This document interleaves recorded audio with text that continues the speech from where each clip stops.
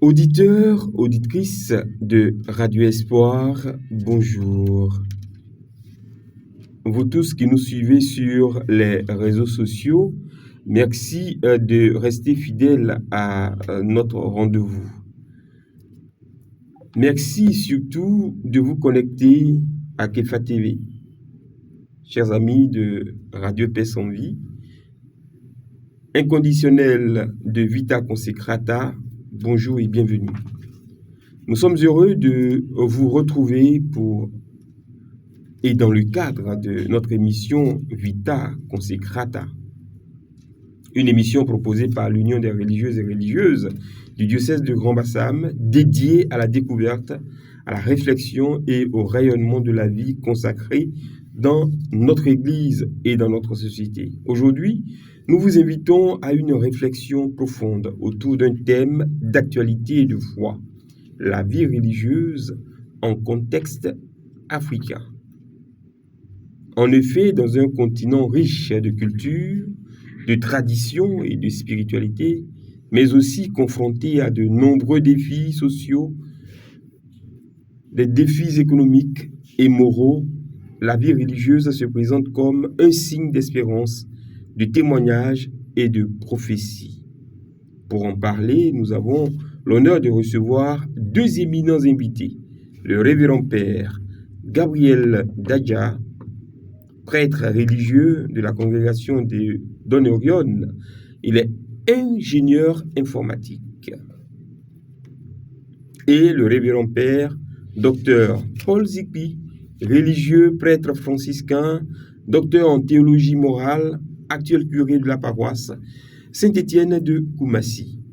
Avec eux, nous chercherons à comprendre comment la vie religieuse peut s'enraciner dans les réalités africaines tout en demeurant fidèle à l'Évangile. Messieurs, bonsoir. Bonsoir. Bonsoir, monsieur Kipré. Bienvenue à vous. Merci. Et nos micros vous sont proposés pour nous aider à percevoir et à avancer dans notre culture en essayant de réfléchir sur le thème qui retient notre attention, à savoir la vie religieuse en contexte africain. Qu'est-ce que ce thème vous inspire? Gabriel. Voilà. Et nous parlons en ce jour de la vie religieuse en contexte africain. D'abord, commençons par la vie religieuse d'abord. Et la vie religieuse, il y a une caractéristique spécifique. Celui qu'on appelle religieux, ce n'est pas simplement par l'habit, mais la première caractéristique d'un religieux, c'est la vie communautaire. Les religieux vivent en commun. Si tu vois un religieux à part, c'est une situation spécifique. Donc, en Afrique aussi, comme dans le monde, le religieux se caractérise d'abord par la vie communautaire et d'autres réalités. Oui, M. Pierre Kipré, merci de l'invitation. Merci aussi pour tout le travail que vous faites à Radio Espoir. Grâce à vous, la parole de Dieu est, n'est-ce pas, mise à disposition de tous, qu'ils soient à la maison ou en voyage.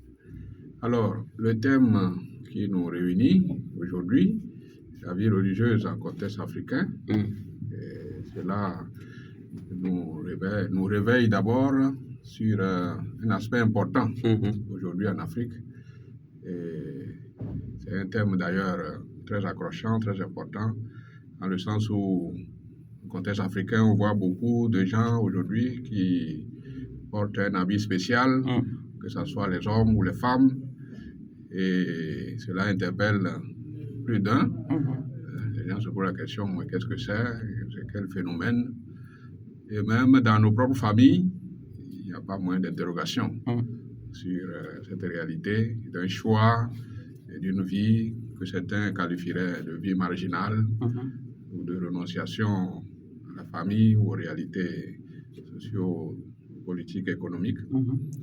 Donc c'est important pour nous, en effet, de réfléchir sur cette dimension. Donc c'est dans ce sens que, en plus de ce que mon confrère vient de dire, quand on dit la vie religieuse, son rapport d'abord avec Dieu. Le thème religion, d'où vient religieux, c'est la relation avec le Tout-Puissant, l'invisible, celui que nous appelons Dieu. Cette relation qui est qualifiée de religion.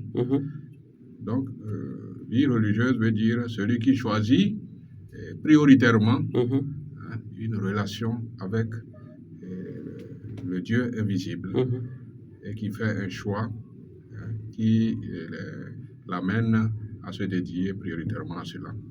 Et cela en contexte africain. Merci. Donc, ce qu'on peut facilement, comme le grand frère, le père vient de souligner, aussi pour la culture des auditeurs de Radio Espoir et de tout chrétien, de toutes les personnes de bonne volonté, et savoir que la vie religieuse, c'est un trésor pour l'Église et pour l'Afrique. C'est un trésor, c'est un signe prophétique dans un monde en crise, comme vous l'avez souligné en début. Et troisièmement, c'est un pont entre l'évangile et l'écriture africaine. Donc la vie religieuse se situe dans un contexte, dans des réalités que nous aurons le temps de décortiquer, qui puissent nous aider à mieux comprendre la dimension, la pertinence et la valeur aujourd'hui dans notre société. On peut dire en décadence des valeurs. Et surtout, j'aimerais que vous reveniez sur les différentes définitions en prenant en compte le fait de la diversité des cultures. Aujourd'hui, la vie religieuse dans le contexte africain est marquée à la fois par de fortes traditions et par la modernité. Oui. Ici, dans le thème, on dit bien sûr en contexte africain. Ça veut dire l'Afrique traditionnelle même a sa culture, a sa manière de voir la relation avec Dieu. Si nous parlons de relation avec Dieu, on ne veut pas dire que c'est une nouveauté radicale en Afrique, non. L'Africain, naturellement, sait qu'il y a un être tout-puissant qui est au-dessus de tout. Et la vie s'organise avant tout en fonction de lui, ou par rapport à lui. Donc, dans la culture négro-africaine en particulier, disons que Dieu est avant tout au centre et au cœur de l'homme, quelle que soit l'organisation communautaire, familiale, sociale. Tout tourne autour de Dieu, qui est considéré comme l'être suprême.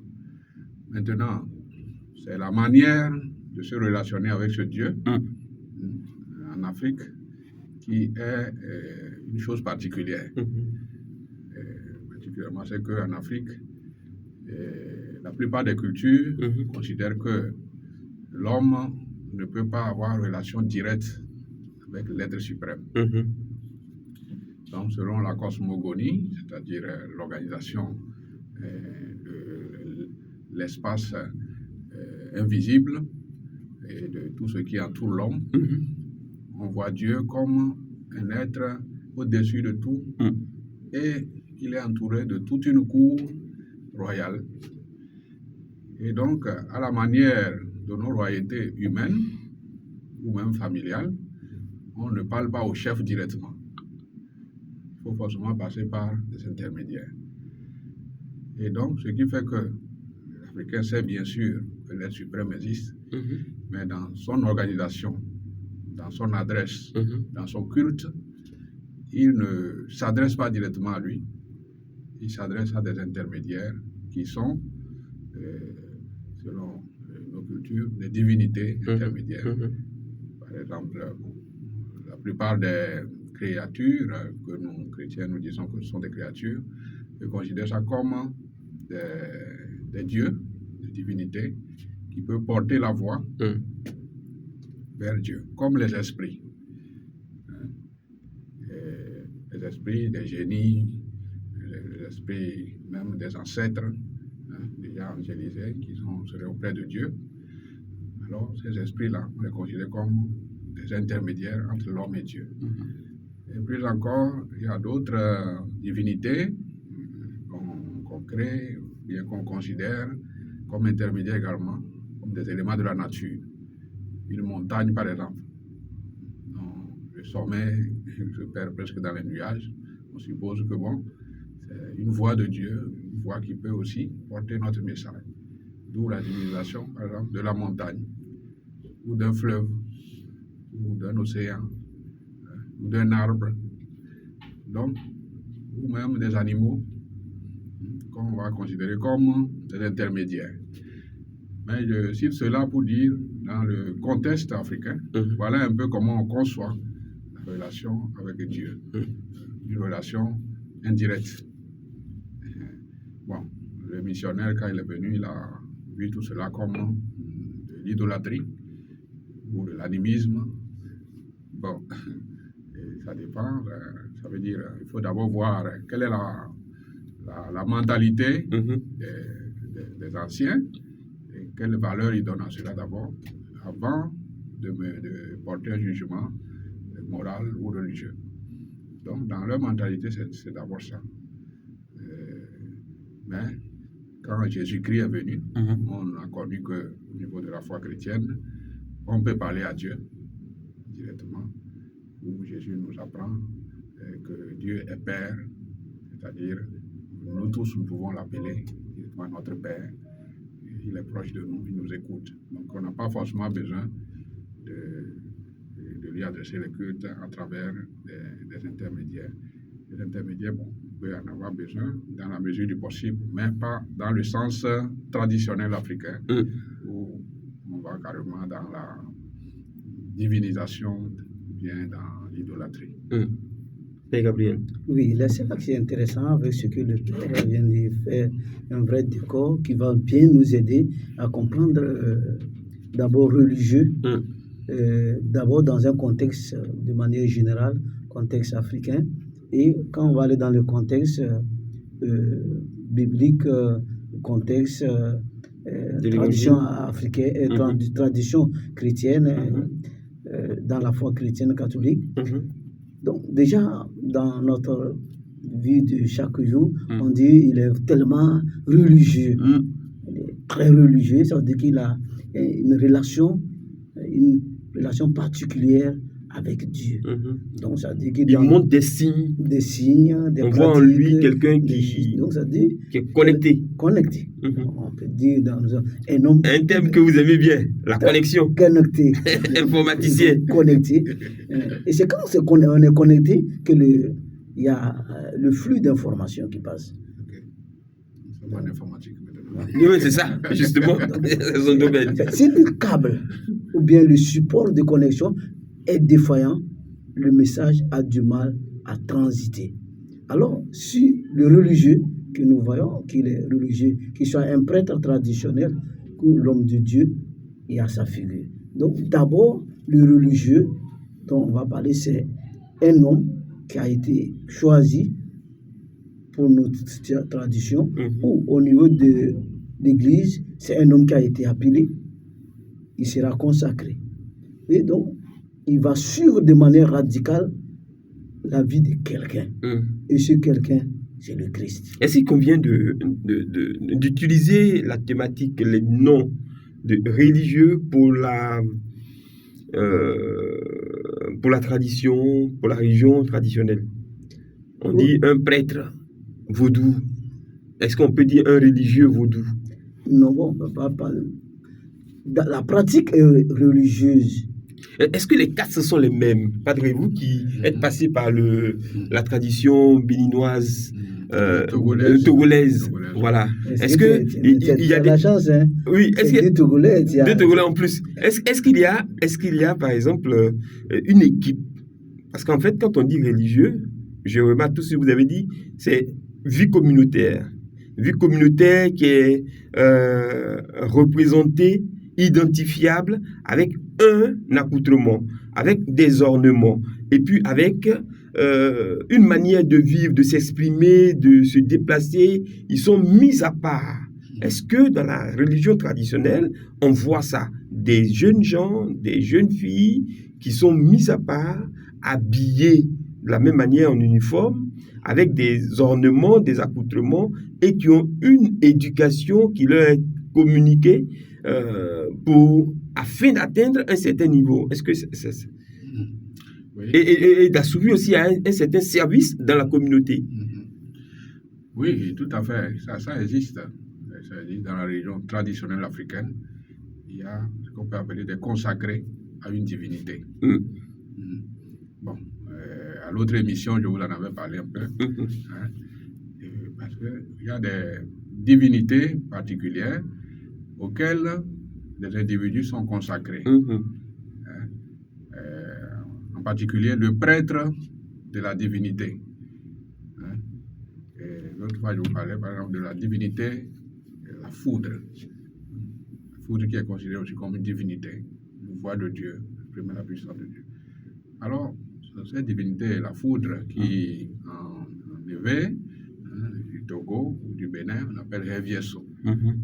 Hevieso veut dire le dieu de Hevier, ça veut dire de la ville de Hevier. Alors, cette divinité-là, le prêtre, d'abord, se consacre au service de cette divinité. Et ensuite, il y a des adeptes que la divinité elle-même choisit par des phénomènes de transe ou des méthodes divinatoires. Et ceux-là qui sont choisis sont initiés, sont pris et initiés dans un couvent traditionnel, couvent de la divinité. Donc il y a des pratiques qui sont liées à leur formation, et ils ont un cursus particulier. J'en parle parce que mon grand-père maternel était prêtre de cette divinité-là. Et une de mes tantes a été la première adepte formée. Ensuite, il y a eu d'autres adeptes. Et le temps de formation peut durer jusqu'à 3 ans pour être initié à comment servir cette divinité, les coutumes de cette divinité, les interdits, les tabous et les autres choses que l'adepte doit apprendre à faire. On va même jusqu'à interdire à l'adepte qui doit être initié au culte de cette divinité de parler la langue ordinaire. On leur apprend une langue mystique. Oui, une langue mystique, mais c'est une langue en fait qui est une langue un peu tirée d'une ethnie béninoise. D'accord. L'origine de la divinité. Donc, c'est cette langue-là que tout le monde, les adeptes, ceux qui sont au couvent, ils doivent apprendre cette langue pour dire qu'ils ne sont plus des profanes. Ils sont enlevés du monde ordinaire pour appartenir totalement à une divinité. Et durant tout le temps d'initiation, qui peut durer donc jusqu'à 3 ans, ils sont dans cette pratique. Ils doivent faire leur service à des moments, des fois, où les gens ne les voient pas. Pendant certains services, ils sont obligés d'attendre la nuit pour sortir, pour aller faire tel service, puiser de l'eau. Tout le monde ne doit pas les voir. Et c'est au terme de cette formation-là qu'on leur fait la cérémonie de sortie, de consécration.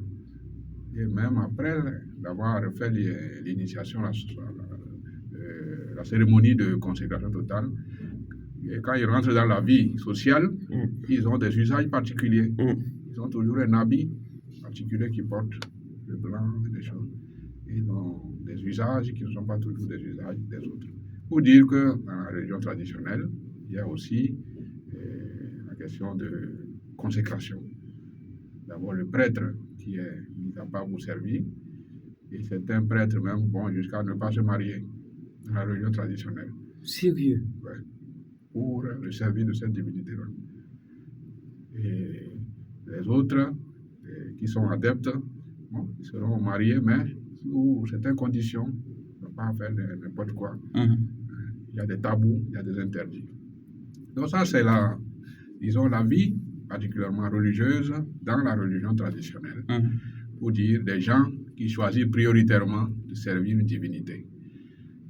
Alors, comme le Père dit dans la tradition, et moi, un vieux prêtre disait, pour mieux comprendre ce que tu vas devenir, il faut être initié. D'accord. initiés de la tradition. Parce que si quand tu comprends le langage des hommes initiés de la tradition, la vie religieuse ne sera pas un poids. D'accord. Comme le Père vient, dans nos traditions, il y a un grand prêtre, il y a un prêtre qui doit être... C'est un homme mis à part. Il n'est pas n'importe qui. Il y a des pratiques spécifiques à lui. Et il a des disciples. Parce que sa succession se fera soit dans un des disciples ou un homme qu'on a choisi quelque part. Comme de la vie consacrée, ce sont des hommes mis à part pour le service des hommes ou être intermédiaire entre Dieu et les hommes. Donc le consacré, c'est l'homme mis à part après un temps de formation, comme le Père dit dans notre tradition. Bon, pour nous les religieux, il y a plusieurs étapes pour cette formation. Et ça dépend des congrégations, des instituts. Il y a une année, comme le Père dit, tu t'es mis carrément à part pour apprendre, découvrir la vie de cette structure. Comme le prêtre traditionnel, et souvent même c'est encore plus radical. Je ne dis pas qu'au niveau de la vie religieuse, là-bas il y a des tabous, des contraintes, que si tu enfreins, ta vie, tu meurs. Excusez-moi, je ne veux pas parler, mais tu meurs. Sérieux? Si, c'est-à-dire qu'il y a des étapes pour pouvoir arriver à être un maître, à être vraiment porter toute la communauté. Parce que s'il y a un fléau, c'est l'homme l'initié qui est capable d'affronter. Donc tu vois que dans la vie religieuse aussi, l'homme qu'on met à part, son action aussi a une importance, il est quelqu'un d'important. Donc tu vois qu'il y a certains, comme le Père vient de dire, la chasteté est d'une importance capitale pour certains offrandes ou bien certains sacrifices. Il n'a pas le droit de toucher même sa propre femme. Il est marié, mais on peut lui dire qu'une semaine, 3 mois, tu ne te laves pas, tu dois être. Donc voilà, dans ce contexte africain, qu'on va accueillir. Bon, le Père, dès le début, je pense que le Père a déjà parlé. La vie religieuse a commencé en Afrique. Au IIIe siècle, avec Antoine, la vie religieuse a commencé.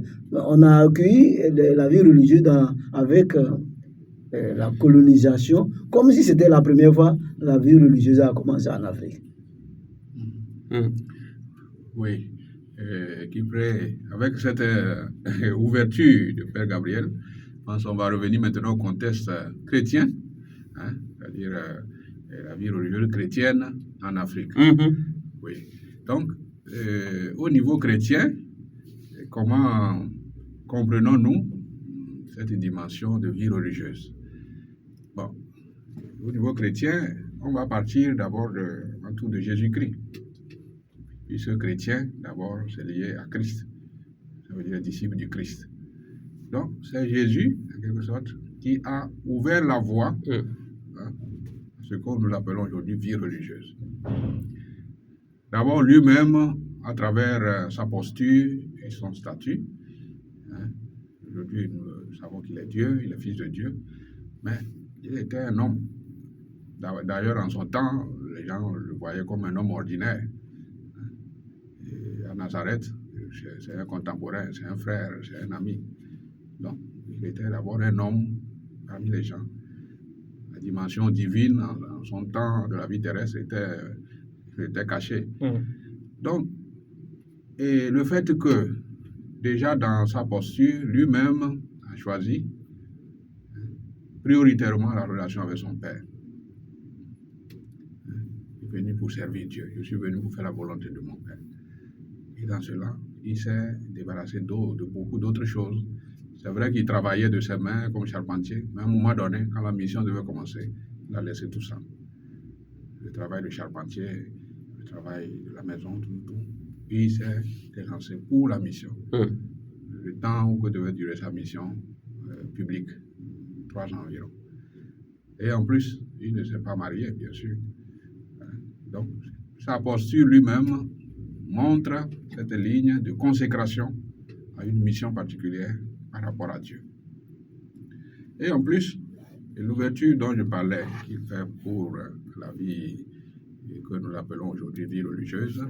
On peut retrouver cela dans l'évangile selon saint Matthieu, au chapitre 19, les versets 16 et suivants. Voilà, verset 16 et suivant. C'est l'épisode qui parle du jeune homme riche. On dit un jeune homme riche est venu voir Jésus pour dire, bon, maître, que dois-je faire de bon pour avoir la vie éternelle? Et Jésus lui dit, bon, pourquoi tu m'interroges sur ce qui est bon et autres? Tu connais les commandements. Il a dit les 10 commandements. Fais cela et tu auras la vie éternelle. Et le jeune homme lui dit, bon, tout ça là, moi, je l'ai observé depuis ma jeunesse. Tu n'adoreras pas d'autres dieux, tu honoreras ton père et ta mère, tu ne tueras pas, tu ne voleras pas, tout ça. Le jeune homme dit, mais lui, il a déjà observé toutes ces choses-là, il n'a jamais fait du mal à quelqu'un. Jésus le regarde et il l'apprécie. Et il dit, il y a une chose qui te manque, une seule chose qui te manque. Alors, Jésus lui dit, si tu veux être parfait, va, vends ce que tu possèdes, donne-le aux pauvres et tu auras un trésor dans les cieux. Puis, viens et suis-moi. Tu vois. Et à cette parole, le jeune homme s'en alla tout triste, car il avait de grands biens. Vous voyez. Donc là, ce sont les versets 21-22 de l'évangile selon saint Matthieu, chapitre 19, verset 21-22. Donc, cette parole de Jésus, si tu veux être parfait, va, vends tout ce que tu possèdes, donne-le aux pauvres, viens et suis-moi. Donc, la perfection ici tracée par Jésus, en guise de conseil, c'est de vivre la charité parfaite. Comme Dieu lui-même est amour et charité. Parce que nous savons que c'est Dieu qui est parfait. C'est Dieu qui est saint. Quand on dit saint, ça veut dire aussi parfait. Celui dont il n'y a aucune chose à reprocher. Alors, c'est Dieu qui est parfait. Il donne tout aux hommes. Il fait du bien à tout le monde sans distinction. Et il est capable de se donner lui-même entièrement. Donc la perfection, c'est en même temps la charité, c'est en même temps le don de soi pour le bien des autres. Donc c'est à cela que Jésus est en train d'inviter le jeune homme riche. Tu as accompli le commandement de Dieu. Mais si tu veux être parfait et vivre de la vie de Dieu lui-même, tout ce que tu possèdes encore là, partage-le aux gens. Et puis, suis-moi, moi qui suis le chemin, la vérité et la vie. La vie religieuse en contexte africain, Padre Gabriel, selon vous, quels sont les principaux défis auxquels la vie religieuse est confrontée en Afrique aujourd'hui, au niveau économique, au niveau culturel, au niveau spirituel et au niveau social? Avant de répondre à la question, je vais rebondir sur ce que le Père dit. Non seulement Jésus est pour les chrétiens, le religieux, le modèle, le phare, l'instigateur de cette nouvelle identité. Et cette nouvelle identité est à deux façons. Premièrement, il les appelle, il les choisit en Marc 33 pour être avec lui. Comme au début, j'ai dit, la vie communautaire, pour être avec lui. Mais vous allez voir au-delà, qui sont autour de lui, il y a l'autre dimension qui vient. Ils ont appris, ils ont fait leur noviciat, ils ont été formés, ils vont aller au lever de l'action. Donc, comme le jeune homme, non seulement il est venu, il a découvert, et après, va et suis-moi. Donc, de la même manière, le religieux, après, il va envoyer les disciples en mission. Allez, le monde entier. Maintenant, quelle peut être l'influence de l'homme maintenant qui a fait l'expérience? Parce que la connaissance, c'est-à-dire connaître Jésus, c'est de le rencontrer, de faire quelque chose avec lui. Et ça va te séduire et tu vas perpétuer ce que tu as appris. Donc, le consacrer après tant d'années de noviciat, tant d'années d'expérience, et lui-même, il sera aguerri, outillé pour pouvoir aller au défi de ce monde. Bon, non seulement il va vivre comme son maître par la vie de prière, parce que la première identité du religieux, c'est de prier. Après, il va vivre de sa pauvreté et de son obéissance. Mais maintenant, il va témoigner de cette expérience du Christ. Comment il va maintenant, aujourd'hui, en contexte africain, nous, parce que souvent, on parle de l'Europe, souvent, c'est pourquoi moi, quand je vois la nouvelle génération Z,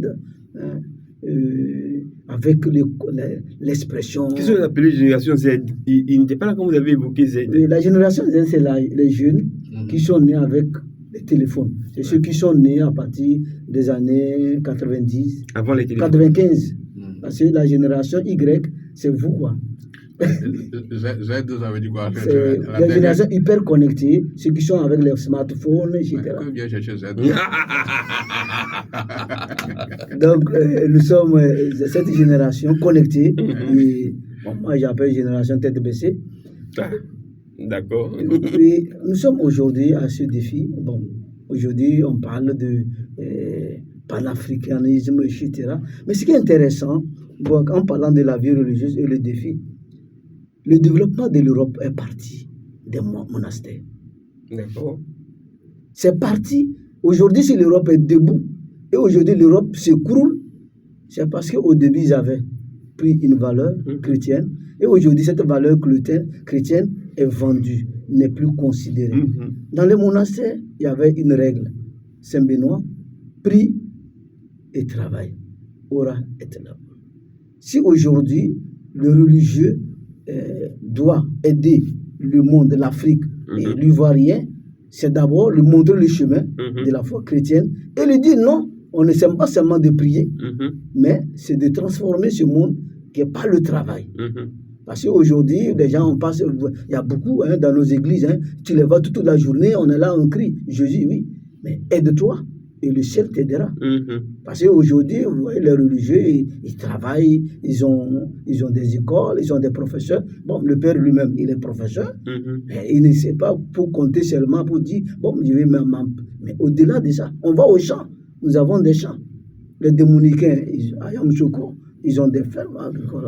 Donc, pour dire que le religieux aujourd'hui, les défis, d'abord, si on veut faire le défi économique, le défi de développement, on doit travailler. Et pour travailler, et vraiment, que Dieu puisse être au centre de notre développement, il faut qu'on prie. Ça, c'est un premier défi. Parce que nous, comme témoins de ce monde nouveau que Jésus nous insuffle, mais c'est de travailler. Parce que moi, j'ai horreur de voir les chrétiens catholiques qui refusent de travailler et vivre de la mendicité.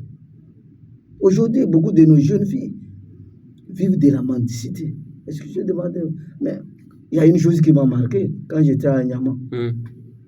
Quand je me levais pour aller à l'école, autour de 5 heures, je rencontre devant la statue de la Vierge Marie qui était implantée dans la cour, les filles Djoula avec leur babo. Elle vient se confier à la vieille et elle va. Mais combien de temps nos jeunes filles désertent nos grottes? Ils n'attendent que des moments où on prie, on crie. Mais travailler. Ces filles, elles vont au matin et le soir, elles reviennent avec l'argent. Donc, le premier défi du consacré, c'est de ce religieux, économiquement, c'est d'appeler le jeune à lui-même à transformer ce qui est devant lui. On pleure trop qu'on n'a pas d'argent, mais on est assis sur des montagnes d'argent. On est assis sur l'or. Qui va venir découvrir le sous-sol? Si nous, on n'étudie pas la géologie, si on n'est pas expert en géologie, on n'est pas expert de nos réalités. Donc, moi, je ne vais pas monopoliser, le père va rebondir et peut-être il va encore... Non, il va même pas rebondir. Avec lui, on va aller sur un autre axe. C'est la question de l'inculturation, c'est son dada, ça. Oui, mais avant d'arriver là, donc, le défi, le défi n'est pas seulement économique. Mais aussi aujourd'hui, le défi aussi est moins une intelligence. Parce que aujourd'hui, les religieuses, on les voit dans tous les secteurs. D'accord. Aujourd'hui, tu ne peux pas trouver un secteur où tu ne vas pas trouver un consacré ou un religieux. En médecine, il y a des prêtres. Aujourd'hui, des prêtres sont des médecins. On a des prêtres qui sont économistes. On a des prêtres religieux qui sont des professeurs d'université, des chercheurs. Donc, on a dit, on ne peut pas réduire la vie aujourd'hui en contexte africain à la messe. Non, on a dépassé la messe pour aller dire le secteur où on pensait que le religieux n'était pas. Nous, on ne sommes libres. Et on peut faire mieux que les profanes. Donc, il ne faudrait pas qu'on s'étonne si on voit une religieuse ou un religieux gynécologue. Et mais tout récemment, il y a notre de la paix, non? Je pense qu'il y a une médecine, elle a soutenu son doctorat en médecine. Pour dire qu'aujourd'hui, on n'est plus dans... Je vous ai dit dans l'autre émission que Paul VI nous a dit le monde actuel n'attend plus de bons parleurs, mais ils attendent des témoins. Mais quand tu vas dans l'hôpital et que tu as été opéré par une religieuse ou bien un religieux, quand même, tu te diras qu'on peut mieux faire. Les défis sont énormes. Même le politique. Mais le politique, c'est nous qui devons assainir le politique.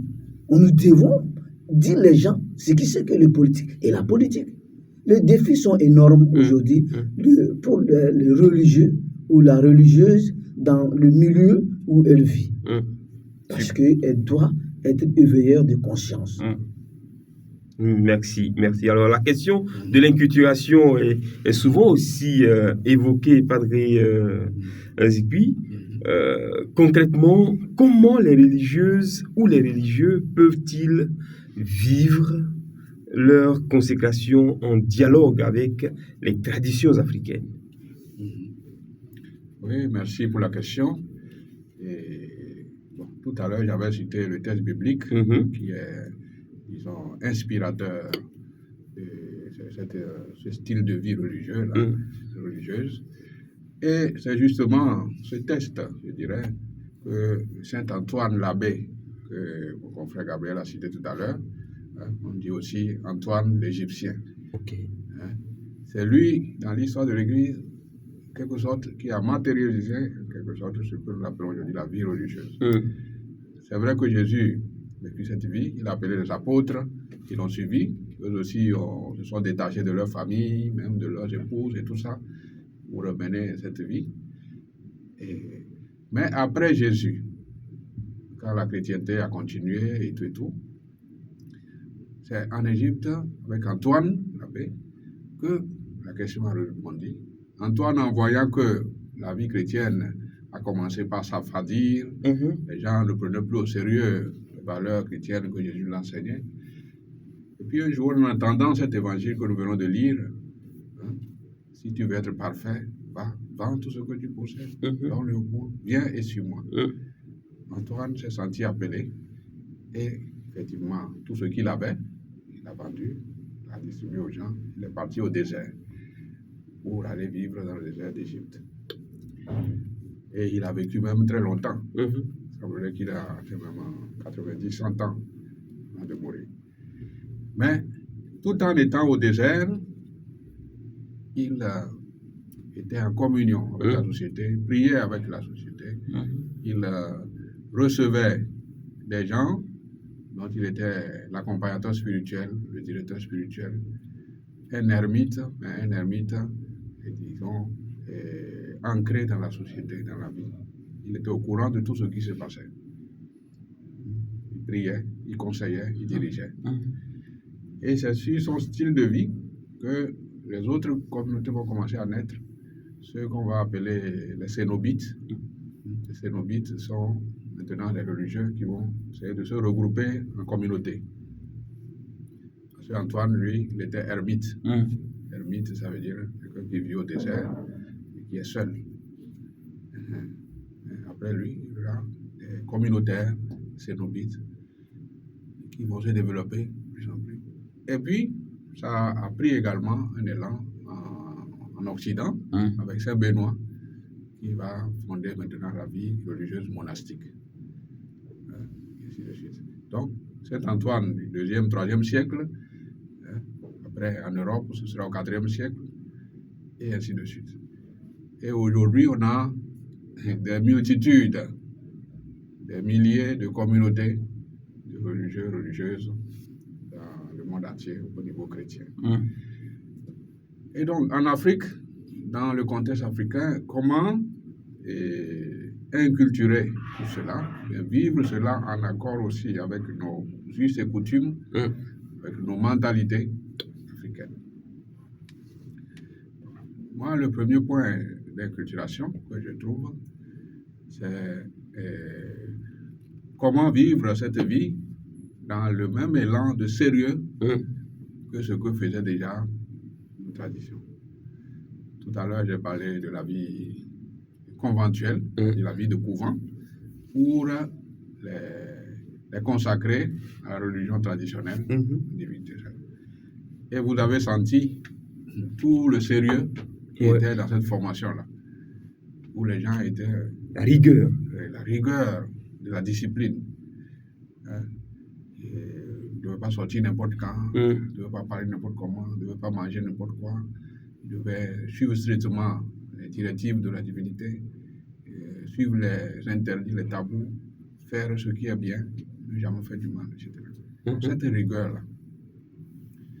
Aujourd'hui, cette rigueur tend un peu à s'affadir dans notre élan, ou bien dans nos communautés religieuses de consacrés. Il y a certains élans au niveau des communautés religieuses aujourd'hui. Quand tu vois un religieux, tu te dis, mais est-ce que c'est vraiment un religieux? Parce que bon, tout est mis sous l'élan de la liberté. On dit la liberté des enfants de Dieu. Bon, on porte l'habit, mais la rigueur, le sérieux, ça manque. Et même au niveau de la formation, la discipline dans la formation, surtout le noviciat qui est considéré aujourd'hui comme l'année d'initiation religieuse. Normalement, c'est une année de retraite. Oui. C'est le noviciat, quand on dit dans la formation religieuse, le noviciat, c'est une année de retraite. Ça veut dire que tu restes au couvent pendant une année. Ça ne veut pas dire que bon, tu ne vas pas du tout sortir. Mais il faut te dire que tu es en retraite. Ou bien t'imprégner de l'esprit de la communauté, du charisme, de l'esprit de l'évangile, pour que toute ta vie soit imprégnée de ce que tu veux vivre. Mais comment ce noviciat aujourd'hui est vécu dans les différentes communautés par rapport à ce que déjà font nos traditions. Ce qui fait que des fois, quand nous sommes en confrontation avec les gens, les adeptes de la religion traditionnelle, ils nous trouvent légers par rapport à ce qu'ils font et à ce qu'ils vivent. Bon, nous ne prêchons pas le rigorisme stérile, mais on dire le sérieux et l'application, l'engagement, ce qu'on a à faire. Donc il y a d'abord ce côté-là. Et au-delà même de la vie religieuse strictement en tant que telle, je dirais même au niveau des initiations, initiation au sacrement d'initiation. Le catéchuménat, la formation, est-ce qu'il y a vraiment de la rigueur aujourd'hui, tout ce que nous faisons. Donc, l'inculturation, à mon avis, doit puiser d'abord de bonnes manières, bonnes valeurs qui viennent déjà de nos cultures, pour les renforcer positivement dans la foi chrétienne.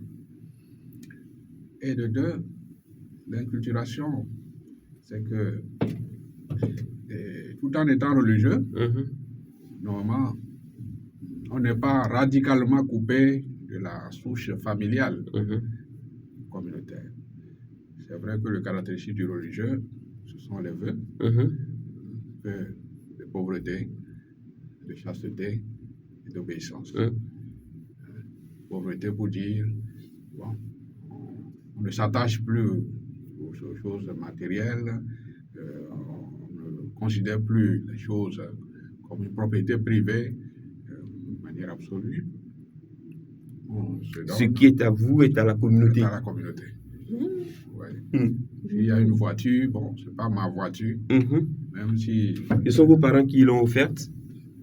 Même si c'est les parents qui ont fait la voiture, ça reste quand même une propriété de la communauté.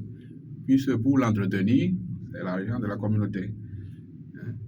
Pour prendre soin de vous, c'est l'argent de la communauté. Et vous-même, au niveau de votre profession, vous avez dit, je me donne à cette fraternité. toute votre personne, vous appartenez à la fraternité, à la communauté et à Dieu. Donc, tout ce qu'on peut vous donner aussi appartient également à Dieu et à la communauté.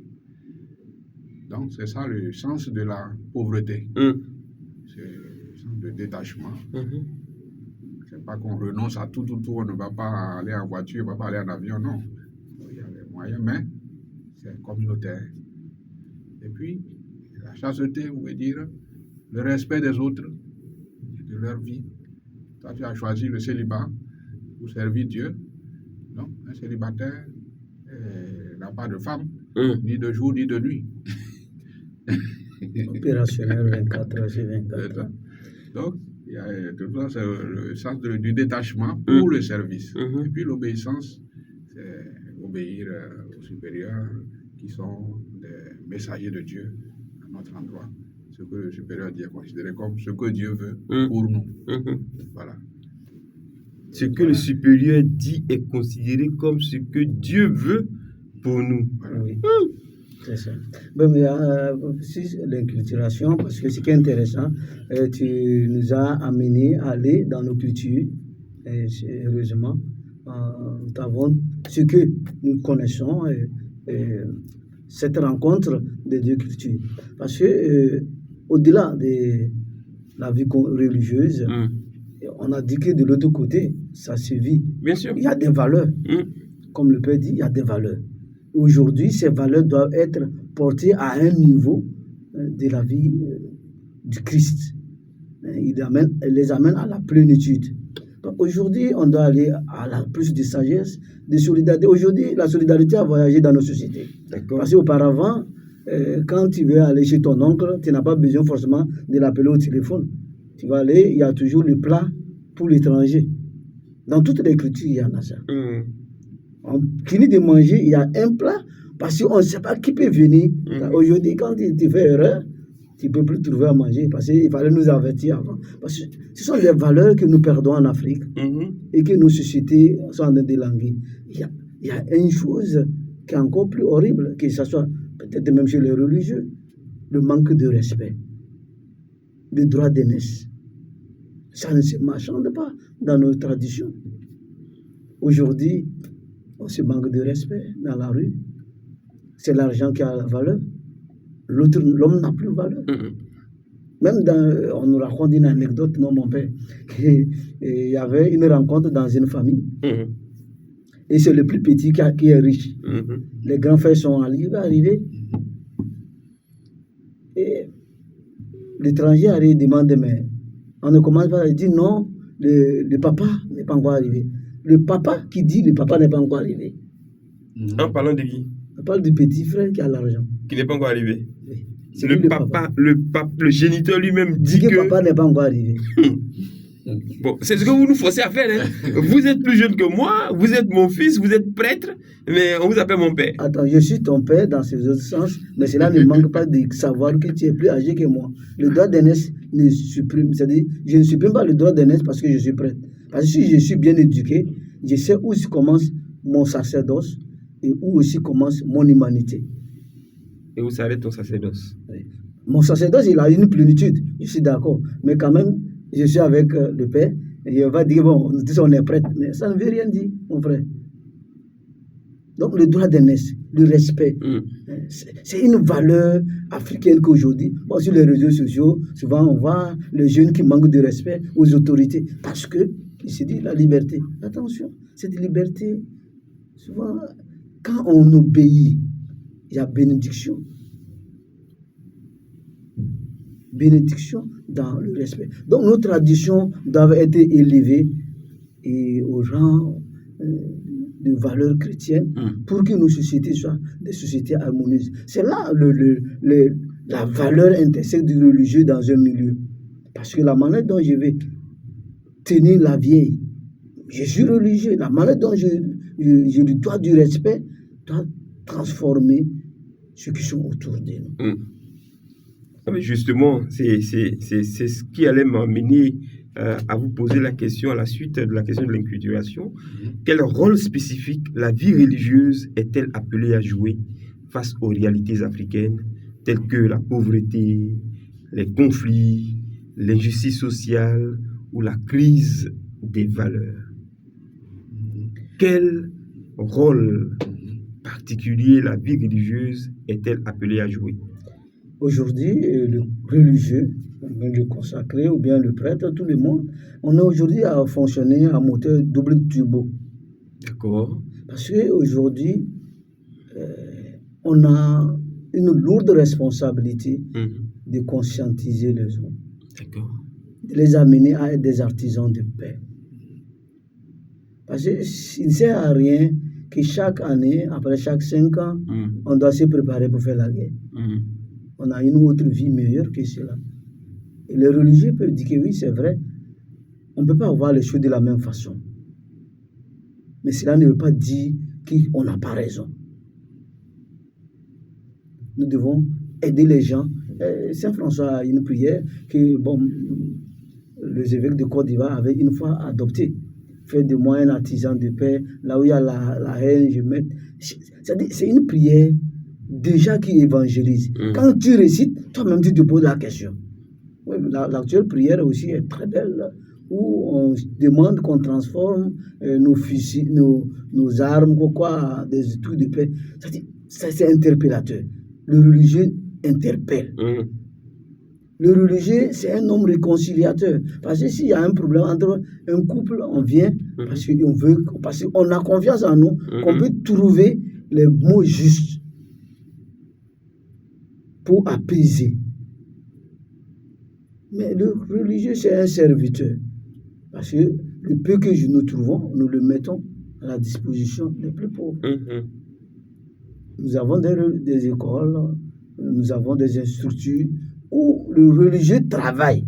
Il offre de son service, de son temps et de son amour. C'est un défi. Aujourd'hui, encore le plus grand défi que moi je pense, et je pense le diocèse de Grand Bassam a déjà amorcé, c'est l'éducation. Hier, j'étais avec un de mes aînés, le père Pascal, 87 ans. Il dit, après les avoir analysés, il dit, mais finalement, même les enfants apprennent combien de temps? Parce que déjà, aujourd'hui, ils vont en congé. Ok. Ils ont appris combien de temps? Ils vont revenir en janvier. Je pense d'ici 10 février, congé de Saint-Valentin. Suivez avec moi. Ils vont revenir congé de Saint-Valentin. Fin mars, ils vont aller congé de Pâques.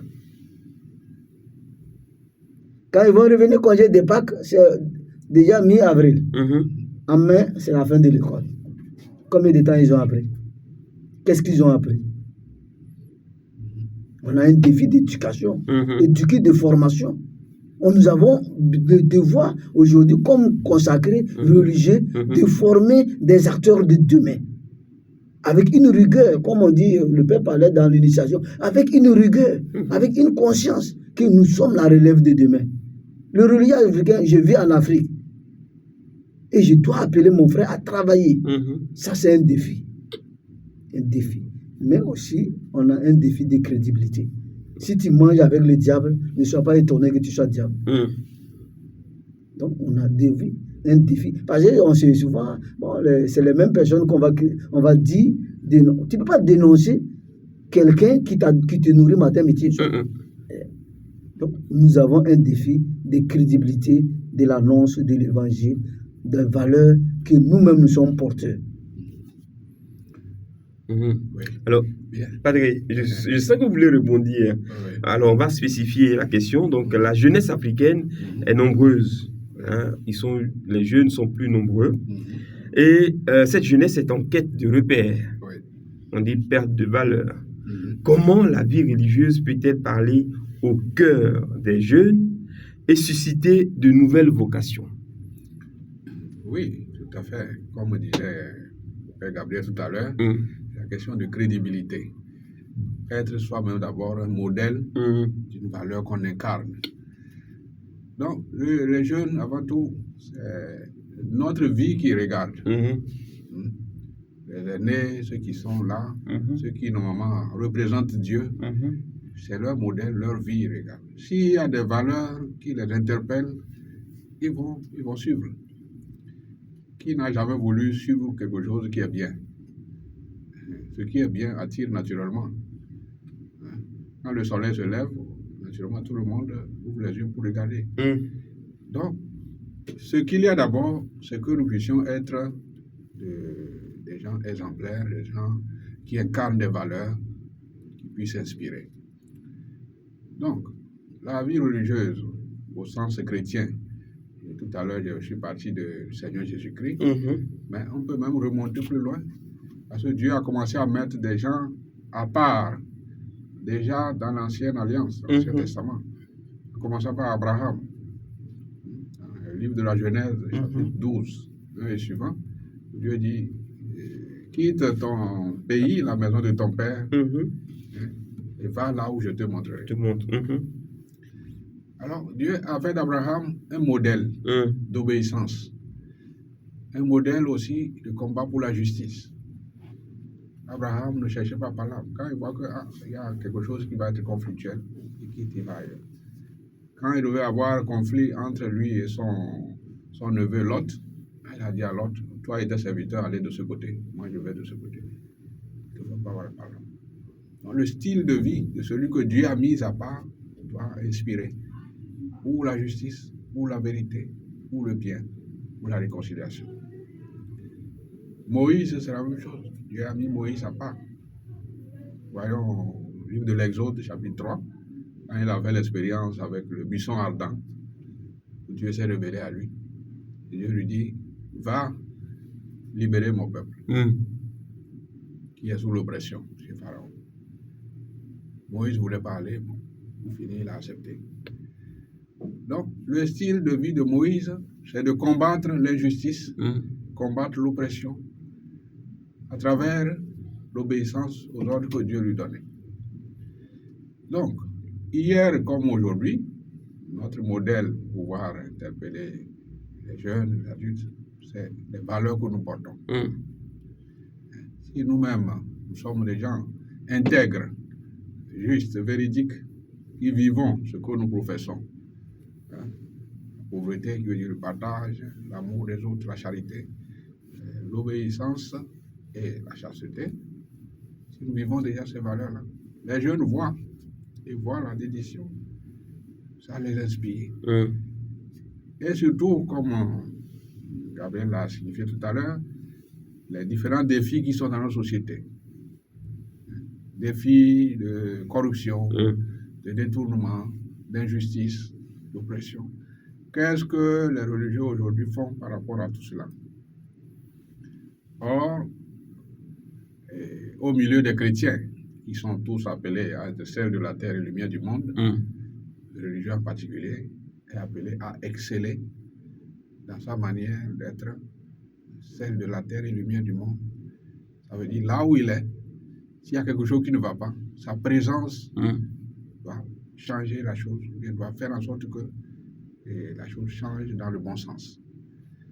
Donc, si nous faisons cela, naturellement, on aura de nouvelles vocations qui pourront aussi suivre ce chemin. Voilà. Tout à l'heure, quand on parlait de... je ne sais pas si vous voyez, vous lisez, tout à l'heure, vous m'avez dit il faut poser des questions catholiques. Parce que j'ai cette étiquette-là. En fait, quand vous dites en quoi est-ce que le religieux, par rapport à l'inculturation, est-ce qu'il y a une congrégation qui s'en charge, ou bien toutes les congrégations essaient d'aider pour que l'inculturation se réalise? Quand on dit que la jeunesse africaine, si on parle aujourd'hui de la jeunesse africaine, vous allez me dire telle congrégation s'occupe de la jeunesse africaine, Don Bosco, voilà, les Salésiens s'occupent de la jeunesse africaine, ok, pour son éducation. Quand on parlait tout à l'heure de l'inculturation, par exemple, est-ce qu'il y a une congrégation bien spécifiée qui s'occupe de cela? Bon, avant que le père ne donne une réponse, il veut revenir sur la conclusion du père, sur les défis. Parce qu'il faut que les défis là soient en deux niveaux. Il y a d'abord, il est spirituel, moral, technique, Et d'abord, il est matériel. D'accord. La vie du religieux doit interpeller. La vie en général. Sa vie quotidienne normale doit être interpellée, évocateur. Mon habillement, ma façon de parler, tout ça là, ça émerveille. Les jeunes d'aujourd'hui, là, ils ont besoin d'un leader. Ils ont besoin d'un leader. Donc, si on a trouvé un jeune prêtre charismatique qui inspire, il n'a pas besoin de dire, viens devenir religieux. Il deviendra, lui-même, il va chercher à aller, venez, voyez. Donc, c'est-à-dire notre vie. Deuxièmement, l'autre aujourd'hui, comme je disais, il finissait pour dire que nous avons aujourd'hui des structures. Mais c'est à l'intérieur de ces structures, la manière dont nous agissons est une deuxième partie. La manière dont, si tu en vas chez les Salésiens à l'école, ou bien chez les FIC, ou bien les FEC, la manière dont on donne les cours, même souvent les musulmans, même amènent les enfants là-bas. Je dis même à l'école catholique, là, c'est bien là-bas. Il y a toutes les valeurs qu'on enseigne à l'enfant, le savoir-vivre, le savoir-être et le savoir-faire. Parce que c'est les trois réalités. S'il n'y en a pas, nous témoignons de notre savoir-vivre, notre savoir-faire et de notre savoir-être. Et dans nos structures, si les trois réalités sont tangibles, les jeunes ne sont pas aveugles. Ils ont besoin du concret. Les jeunes d'aujourd'hui ont besoin du concret. Mais qu'est-ce que nous les offrons si nous-mêmes ne sommes pas le modèle? Donc c'est dans ce sens aussi, l'inculturation peut être l'apanage d'une congrégation, bien sûr. Mais aujourd'hui, c'est un défi lancé à tout religieux qui est africain. Il doit monnayer sa culture et celle qu'il a rencontrée. Parce qu'aujourd'hui, nous sommes dans un monde mondialisé, hyper connecté. Donc, ce qui se passe en Europe, on le voit ici. Ce qui se fait ici se voit en Europe. Donc, aujourd'hui, tous les religieux doivent être à la tête des temps. Ça ne peut pas être à la banane, on dit non, c'est pas seulement affaire des franciscains, c'est pas affaire seulement des dominicains. Mais c'est aujourd'hui, tous les religieux sont interpellés. Aujourd'hui, nous avons une jeunesse très exigeante et nous devons être aussi au-delà. Bon, peut-être le Père va vous énumérer quelques congations. Non, c'est ce que vous avez donné. Du coup, moi, ça me permet de non, laissez le Père encore se prononcer, c'est ta question. S'il y a des congrégations qui sont dédiées... Vous l'avez dit, vous avez dit que le religieux, comme tel, doit être. Donc, c'est pas l'apanage, c'est pas transitif à une congrégation. Ça, c'est clair. Après, ça dépend de d'où je viens. Qu'est-ce qui me fait? Le père Zikpi Paul, par exemple, il a une histoire derrière lui. Je parle parce que je l'ai déjà reçu plusieurs fois. Et donc, quand ce monsieur-là va parler de l'inculturation, il va épouser quelque chose, son histoire, pour essayer de fondre l'univers de l'information pour donner une bonne information et très juste. C'est pour ça que je dis, j'ai ma réponse. Si. Maintenant, si vous voulez... Non, bon, si vous êtes satisfait, j'ai quand même le grand frère est là et il va se prononcer pour être un peu plus complet. Allez-y. Oui, l'inculturation d'abord, je pense qu'il faut clarifier le concept pour nos auditeurs. C'est un mot qui n'est pas un mot, disons, mystificateur. C'est pour dire vivre la foi dans notre culture. Vivre la foi chrétienne dans notre culture, tout simplement. Dans la logique de l'incarnation. C'est-à-dire, comme Dieu qu'il est, il est venu se faire homme pour que nous puissions le voir et pour pouvoir le suivre. Donc, c'est ça la logique de l'inculturation. Alors, dire inculturation, je dis tout simplement comment la vie religieuse, dans notre contexte de nos cultures africaines, peut avoir une notoriété, c'est-à-dire un sens, une signification. Comme Jésus, il a d'abord commencé par apprendre sa langue, la langue hébraïque, l'araméen et tout, les us et coutumes, il a d'abord appris pour pouvoir transmettre le message que le Père lui a donné dans cette langue-là, dans cette culture. Donc, l'inculturation, comme Gabriel a dit, c'est toutes les communautés. Normalement, Moi, je dis souvent, la première porte de l'inculturation, c'est la langue des gens. Normalement, nous, les missionnaires religieux, quand nous allons à un milieu, nous devons prendre un temps d'abord pour apprendre la langue du milieu. Dans la mesure où les gens nous permettent de l'apprendre. Ici, à Abidjan, c'est un peu difficile. Tout le monde parle français. Même le différent langue. Là. Il faut que tu forces pour que les gens puissent te dire quelque chose. Mais c'est par là qu'on devait commencer. Pour rejoindre les gens dans ce qu'ils disent, parce que dans le concept linguistique, il y a toute la culture qui est derrière. Et à partir de là, les manières dont les gens font les initiations, la manière dont ils font les mariages, les alliances, et les cérémonies, il y a des choses qu'on peut apprendre également. Et rendre tout cela chrétien, il y a tout un travail sur la question de l'inculturation. D'accord. Comment changer les habitudes coutumières des gens en des habitudes chrétiennes, sans tout balayer, mais en transformant la chose de l'intérieur. C'est ça le travail de l'inculturation. Et les religieux doivent, n'est-ce pas, aller beaucoup dans ce sens-là, si nous voulons que le message que nous portons soit profondément enraciné. Voilà. Super. Vous voulez ajouter quelque chose? Non, c'est bon. Alors, est-ce qu'on peut dire que la vie religieuse en Afrique a une mission prophétique, particulièrement pour l'Église universelle? Si oui, laquelle? Est-ce que la vie religieuse a une mission? Vous avez dit que le religieux est un prophète. Est-ce que la vie religieuse, dans son ensemble, a une mission prophétique, puisqu'on parle de la vie religieuse en contexte africain? Oui, prophète, là aussi, il faut dire, celui qui parle au nom de Dieu. Au de Dieu, tout à fait. Parler au nom de quelqu'un.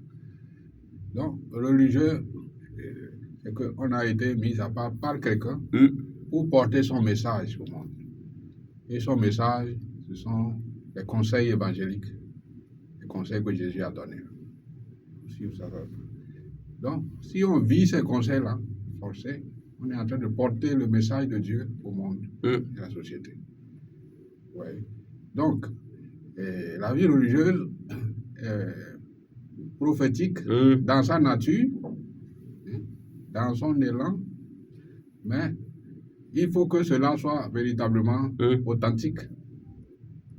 C'est dans la mesure où le religieux vit effectivement ce pourquoi il s'est engagé et ce qu'il a professé, qu'il est effectivement prophète. C'est-à-dire qu'il a train de parler au nom de Dieu. Mais s'il vit le contraire, ou pire encore, si sa vie est plus médiocre que la vie du commun des mortels, il devient quoi? Un faux prophète. Du sel qui n'a plus de saveur. La lumière qui ne brille plus. Ouais. Donc il y a ce revers aussi de la médaille où le religieux, à travers la dénaturation de son style de vie, au lieu d'être lumière pour éclairer, au lieu d'être sel pour donner du goût, il devient fade, il devient quelque chose de corrompu. Donc c'est un peu ça la problématique. Magnifique. Alors vous, Gabriel, c'est-à-dire quand on parle vous allez répondre à la question. La vie prophétique. Calmez-vous. Oui, d'accord, allons-y. Prenez vos calmants, vous allez répondre à la question. D'accord, allons-y. Sinon, finalement, c'est vous qui allez diriger mon émission. Alors, entre vie communautaire et exigence apostolique, quel équilibre? Parce qu'il vient de dire qu'il y a un équilibre à respecter, sinon on est mal barré. Donc, quel équilibre les religieux doivent-ils trouver pour rester crédibles, féconds dans leur mission? Vous voyez que c'est la même question. Et ça vous invite à rebondir. Oui, bon, je finalise rapidement la prophétie dont il est question ici. Parce que le problème, le prophète, moi j'aime beaucoup le prophète Amos. C'est l'homme de son temps. Il s'injuge contre l'injustice. Il dénonce le mal. Et souvent, le prophète, il met sa vie en danger. Le prophète, si en quoi notre vie religieuse est prophétique, c'est qu'elle doit arriver à dénoncer, à dire des choses à temps et à contre-temps. Parce qu'il ne faut pas faire la compromission. Parce que notre vie doit dénoncer les tares d'aujourd'hui. D'accord. Ça, c'est autre chose. Oui. Mais comment nous allons arriver à le faire si nous-mêmes, nos batteries ne sont pas suffisamment chargées? Vous vous rappelez de l'épisode où les disciples de Jésus n'ont pas pu guérir un fou là, ou bien un malade là. Un malade. Ils n'ont pas pu guérir. Et parce que vous n'avez pas de la foi. Jésus, avant de pouvoir faire l'action, toutes les actions importantes dans la Bible, le choix des disciples, tout cela, il prie d'abord. Il prie avant de se lancer à l'activité. Donc, les religieux, que ce soit des hommes, si tu veux mener une action sérieuse, il faut d'abord te connecter. J'aime beaucoup me dire, tu te charges ta batterie d'abord. Parce que si tu veux utiliser ton téléphone, d'abord il faut le charger. C'est celui qui l'est chargé, tu peux mener l'action. Oui. Donc, si le religieux sérieux qui veut être crédible de son temps, acteur de son temps, il doit d'abord avoir une intimité importante avec Dieu. C'est quand il est bien rempli qu'il peut donner. On ne peut donner que ce qu'on a. Non. Si on est vraiment imprégné de valeurs, de justice, de vérité, de sincérité, d'honnêteté, ça se transpasse. Ça va se voir dans nos actions, dans nos gestes et dans nos paroles. Aujourd'hui, comme je l'ai dit, le monde a besoin de voir des vrais témoins. Donc, deuxièmement, quand j'ai prié, je peux facilement, comme Jésus, aller saluer les malades, à dédier de mon temps. Mais comme l'histoire de Marthe et de Marie, Marie a choisi la bonne part. Parce que d'abord, elle a écouté le maître et après, on peut aller préparer. C'est souvent on commet l'erreur, on se donne à tombeau ouvert. Après tout, nous-mêmes, on est au chaos technique. D'abord, prions.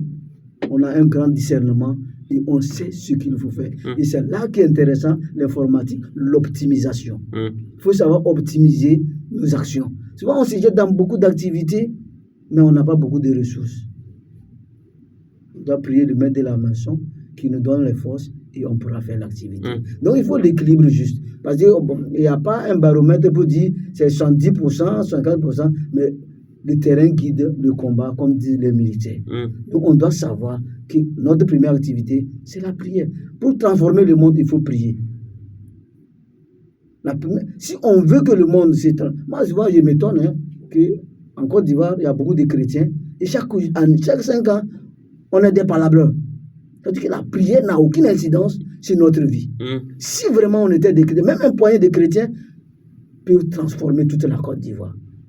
Mais justement, il y a quand même des institutions, des congrégations qui existent, qui savent qu'il faut qu'on parle d'un langage qui impacte l'environnement politique, culturel, social, les jeunes, les adultes. Et pourtant, chaque 5 ans, comme vous dites, on fait toujours la même remarque. Vous êtes où alors? Alors, ce que je peux facilement dire, il y a en Côte d'Ivoire la commission justice et paix qui mène beaucoup d'activités. Ça, on n'en doute pas de cela. Mais aujourd'hui aussi, nous devons arriver au changement de valeur, au changement de cap. Nous devons changer nos lunettes. Parce que souvent, on porte toujours les mêmes lunettes, on ne nettoie même pas nos vitres, on voit que c'est l'autre qui est mauvais. Les structures sont là. Je suis d'accord. Nous devons mener des activités. Parce que pour moi, ma petite vision de la chose, de la paix, la charité bien ordonnée, commence par soi-même. Si nous-mêmes les chrétiens. Parce que j'aime beaucoup dire, un jour, il y a un frère qui me dit,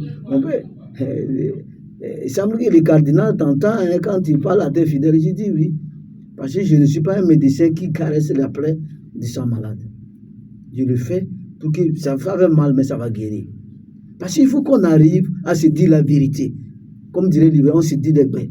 Parce que même dans nos églises, les gens s'assiedent en parti politique. Ils ne sont pas encore chrétiens. D'autres sont baptisés, c'est fini. Mais ils ne sont pas encore chrétiens. Le changement dont nous avons besoin en Côte d'Ivoire est comme religieux. Parce que le chrétien, il est d'abord religieux. Il porte certaines valeurs de Jésus. Mais comment nous vivons ce Jésus, même dans nos familles? Commençons d'abord à être des artisans de paix dans nos familles, dans nos communautés et ça va impacter même aux politiques. C'est nous qui faisons politique. Je disais quelquefois une chose. S'il y a un chef d'État, c'est parce qu'il y a une population. D'accord. S'il n'y a pas de population, il n'y a pas de chef d'État. S'il y a un directeur de communauté, c'est parce qu'il y a des religieux. S'il n'y a pas de religieux, il n'est pas directeur. Oui. Mais en même temps, il faut ajouter que la paix a des préalables. La paix ne vient pas comme ça d'un seul coup. Et dans la lettre encyclique du pape Jean 23, Pacem in terris, c'est-à-dire la paix sur la terre. Déjà dans le numéro 1 de cette lettre encyclique, le pape dit la paix ne viendra jamais si l'homme n'accepte pas de respecter l'ordre établi par Dieu. La paix n'arrivera jamais si l'homme n'accepte pas de respecter l'ordre établi par Dieu. Ouais. Après, il faut savoir quel ordre. Oui, l'ordre établi par Dieu, c'est que nous vivions avant tout dans la justice. Qu'on se respecte. Ce qui est à toi est à toi. Ce qui est à moi est à moi. Voilà pourquoi il y a les 10 commandements. Ne prends pas la chose de l'autre pour en faire ta chose. Ne triche pas. Ne piétine pas l'autre. Ça, c'est l'ordre établi par Dieu. Chaque chose à sa place. Mais nous, on triche. On fait de l'injustice. On piétine l'autre. Le droit des autres ne nous disent rien. C'est nous seuls qui avons des droits. Les autres n'en ont rien. Mais comment nous voulons que la paix arrive? Donc, la paix ne viendra pas tant que l'ordre établi par Dieu n'est pas respecté. Donc, c'est vrai, nous parlons de paix. Les religieux peuvent parler, mais si dans la société, nous ne nous respectons pas, nous ne respectons pas le droit des autres, nous ne faisons pas la justice, ne pratiquons pas la charité, il n'y aura pas de paix. Vous comprenez? Donc, pour dire que l'œuvre de paix dont nous parlons, c'est bien sûr l'affaire des religieux qui doivent en être les premiers pionniers, les premiers acteurs, ceux qui indiquent le chemin. Mais pour finir, c'est l'affaire de toute la société, et en particulier des dirigeants, des gouverneurs. Le drame, c'est que il peut arriver que celui que nous appelons l'autorité, elle-même devient acteur d'injustice et de non-droit. Donc là, c'est l'injustice institutionnalisée. Et ça ne peut générer que le conflit, la guerre. Ça, la suspicion, la peur, le manque de confiance. Oui. Et donc, quand les décisions ne suivent pas le droit et la justice, ça peut générer forcément le conflit, la guerre. La sagesse commence par la crainte de Dieu. D'accord. La paix dans nos pays et en Afrique, et peut-être en Côte d'Ivoire, commence par la crainte de Dieu. Quand on mettra Dieu au centre de nos activités, au centre de notre identité, Dieu fait. Le prince de la paix, il viendra. Nous sommes en train d'aller vers la fin de cet entretien. Révérend Père Docteur Paul Zikpi, en tant que théologien, et Révérend Père Gabriel Dadja, à partir de vos expériences ou de votre expérience pastorale, quel regard complémentaire portez-vous sur l'avenir de la vie religieuse en Afrique? L'avenir de la vie religieuse en Afrique. Bon, malgré toutes les crises, partout, on constate que ça stagne, mais l'espoir y est là, qu'il y aura un rebond, et il y aura la vie religieuse, toujours comme lumière, continue d'inspirer. Il y a toujours des jeunes épris de cette expérience à la suite du Christ. Et la vision est optimale, et on sait que il y a comme le courant, il y a des hauts et des bas, et on reste confiant que le Christ triomphera. Docteur Paul Zikpi, même interrogation, quelle conclusion pour conclure, quel message d'espérance et d'encouragement souhaitez-vous adresser aux religieux, aux religieuses, aux fidèles laïcs qui nous suivent en ce moment sur Radio Espoir, Radio Paix sans vie et sur les réseaux sociaux? Oui, et merci. Je dirais que la vie religieuse en général est en pleine croissance aujourd'hui en Afrique. En termes de nombre, d'effectifs des différentes communautés et en termes aussi de fécondité charismatique. On a même ce que nous appelons les nouvelles communautés chrétiennes. Et alors, je veux dire que la vie religieuse, que ce soit les anciennes communautés que les nouvelles, ont une grande croissance en Afrique. Ce qu'on peut souhaiter, c'est que cette vie religieuse-là soit suffisamment enracinée. Enracinée dans de vraies valeurs évangéliques, mais des valeurs aussi ancrées dans les coutumes autochtones. Que ça ne soit pas une vie marginale, détachée des réalités socio-politiques et économiques, mais que cette vie-là soit suffisamment ancrée dans nos réalités de nos vies. Et que ces valeurs puissent aider cette vie à perdurer. Parce que ce qui n'est pas suffisamment enraciné ne va pas durer. Voilà.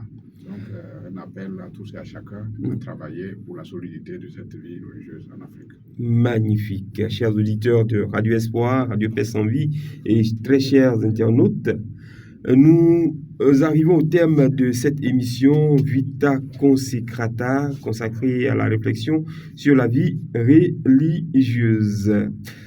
Alors,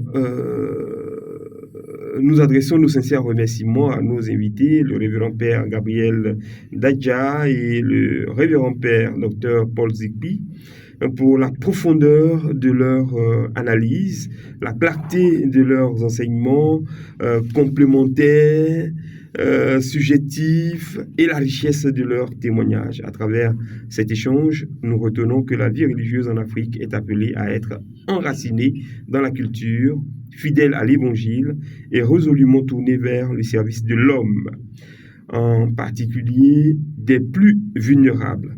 Merci à vous, mes chers auditeurs, chers internautes, pour votre fidélité et votre écoute attentive.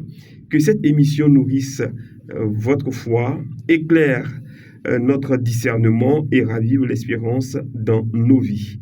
Rendez-vous très prochainement pour un autre numéro de Vita Consecrata avec d'autres invités. Pourquoi pas, je vois sur la liste le révérend père docteur Paul Zikpi qui reviendra bientôt aussi. Que le Seigneur vous bénisse abondamment et excellente suite des programmes. Si vous avez besoin de leur contact, appelez-moi et je vous les donnerai. Parce que c'est pas indiqué de donner les contacts de nos invités. Sinon, si vous avez besoin de parler avec eux, au regard de ce qu'ils viennent de dire, vous nous appelez et je vous donnerai leur contact. Comme ça, ils vont vous aider à comprendre ce que vous n'avez pas encore compris et ce qui est important. J'en veux pour preuve, ou alors, si vous voulez un exemple, si vous avez envie que le mois d'octobre ne soit plus un mois d'angoisse, commencez par aller fréquenter les religieux et religieuses. Ils vont vous aider parce qu'ils savent beaucoup de choses que nous ignorons. Que Dieu vous bénisse. Au revoir.